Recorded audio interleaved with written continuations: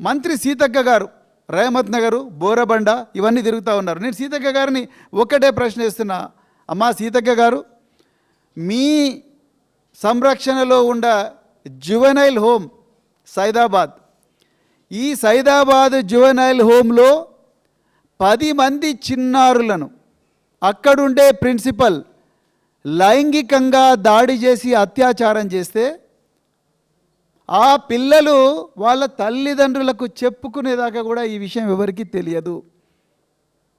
ఎవరి సంరక్షణలో ఉండాలి? వాళ్ళు మీ సంరక్షణలో ఉండాలి. మహిళా శిశు సంక్షేమ శాఖ మీ కంట్రోల్లో ఉంది.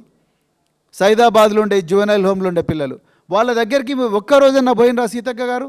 మీరు ఇలా చేతులు జోడించి బోరబండ, రహమత్ నగరు, ఎర్రగడ్డ, షేక్పేట, యూసుఫ్గూడ, సోమాజిగూడలో బస్తీల దగ్గరకు వచ్చి ఓట్లు అడుగుతున్నారు. ఒక్కసారైనా జువెనైల్ హోమ్ దగ్గరికి పోయినరా మీరు? పోలేదు.